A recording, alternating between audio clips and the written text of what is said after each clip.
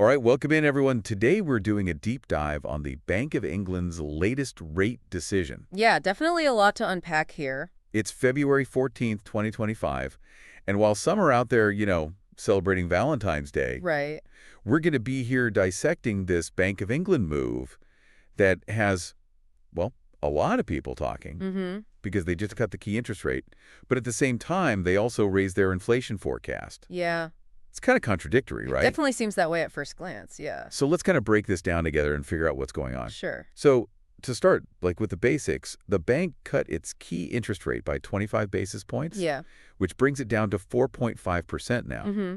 And this was, pretty much what a lot of analysts were expecting. It was. But what's really interesting is the vote split Oh, yeah. on the bank's Monetary Policy Committee. Absolutely. So we have Catherine Mann, who she's been known to be pretty vocal about inflation concerns. She's, Yeah.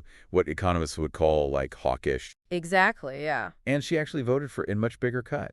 That's right, a full 50 basis points. Yeah, double. Double what the majority decided on. So what do you think is going on there? Well, it seems like she's trying to really push for a much more accommodative stance Okay. for the UK economy as a whole. And by that you mean? Well, she basically wants to make it as easy as possible, and cheap for businesses and consumers to borrow money Okay. and then hopefully spend that money, which can then lead to more economic activity. Right. So it's like she's fine with maybe some short-term inflation Yeah, if it means that we get some more growth going. exactly. But seeing these different opinions within the bank itself, Yeah. does that kind of tell us that maybe there are some disagreements about, how to move forward? Well, I think it definitely highlights that this is a really complex situation, Yeah.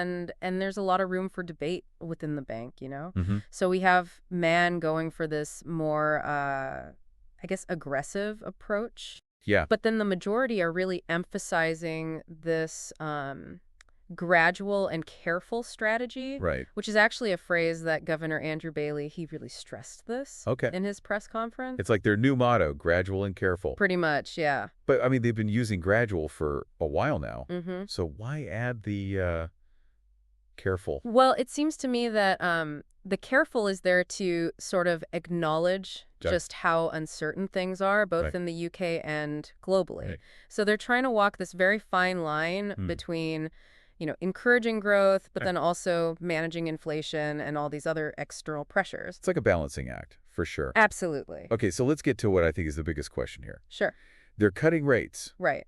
but then they're saying inflation's going to peak at 3.7% this year. Yeah.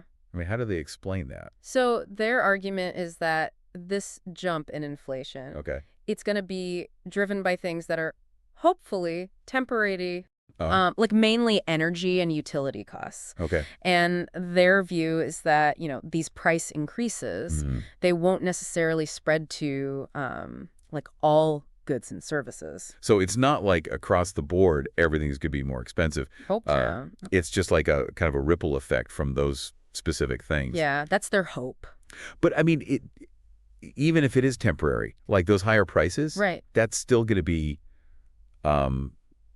felt by people. Of course, yeah, absolutely. Especially when we're talking about, the bank's prediction that wage growth is going to be slower in 2025. Exactly, yeah. So, people could be dealing with higher costs of living, Yeah. but their incomes aren't going up as much. Mm-hmm. That's a tough spot to be in. It is.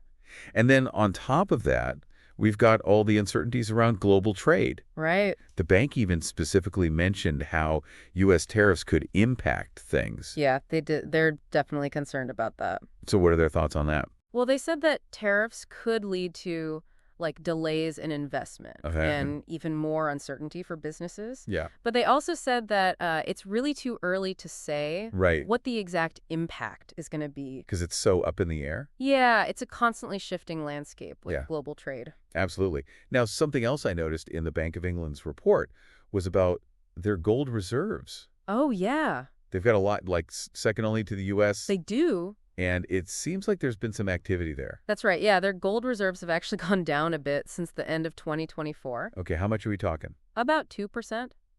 And what's causing that? So it seems like it's connected to what's been happening in the global gold market. There's this price difference between the U.S. and London markets. So like one's more expensive than the other. Yeah, the U.S. market's trading at a premium. I see. So gold is more expensive there. Got it. So what's happening is commercial gold holders, they're taking advantage of this. Oh, so they're buying low in London Right, yeah. and then selling high in the U.S. Exactly. Smart move, but logistically, how do you even move that much gold across the Atlantic? It's a huge operation, yeah. Seriously? Like tons of gold? Literally tons, yeah. Wow. It takes a lot of planning, security, and obviously you have to consider how much it all weighs, the value. Sounds like a movie heist or something. Yeah, kind of. But I'm curious, like what if, say, someone wanted to withdraw their own gold from the Bank of England? Oh, good question. How long would that take? Well, the bank said they're able to handle the demand right now for anyone who already had delivery slots booked. Okay. But if you put in a new request, you might have to wait a bit. Like how long?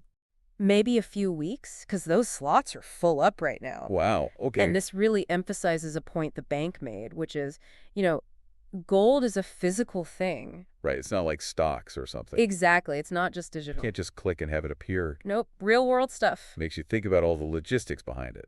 For sure, it adds another layer to the whole global financial system. Definitely complex. Okay, so shifting gears a bit, what's all this mean for, regular people? Right. The Bank of England talked about how rising inflation could impact, like, the cost of living. Yeah, even if it's temporary, people are going to feel it. Exactly. And they mentioned concerns about, if people can afford things. They did, yeah. And even potential job losses. Mm-hmm.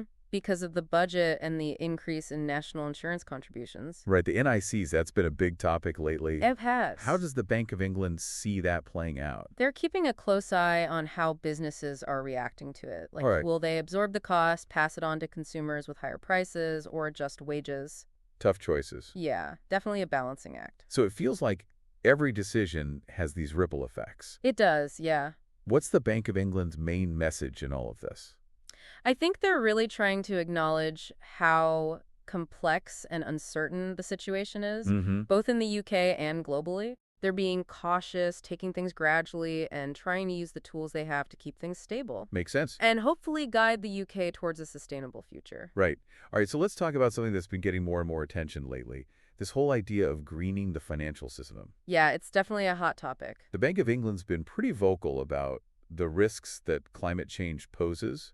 Not just to the environment, right, but to, financial stability as well? Absolutely. It's not just an environmental issue anymore. Right. It's economic, too. Exactly. And the Bank of England's been involved in initiatives like that, Network for Greening the Financial System. Okay. And remind me, what's that about again? So it's basically a group of, central banks and supervisors from around the world. Okay. And they're working together to, share ideas and figure out how to manage climate-related financial risks. So it's like a global team effort. Yeah, you could say that. To make the financial system more climate resilient.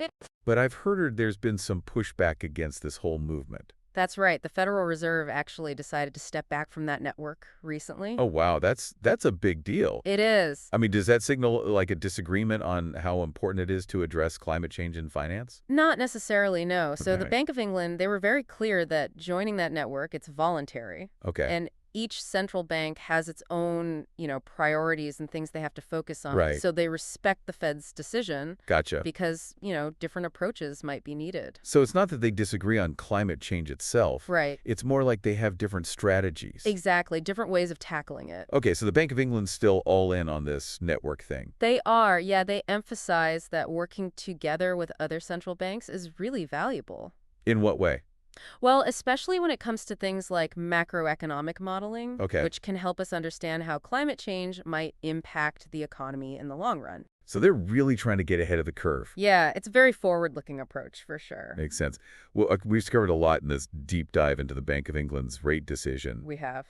And all the different factors influencing their actions. Interest rate cuts, inflation forecasts, even gold reserves and climate change. It's a lot.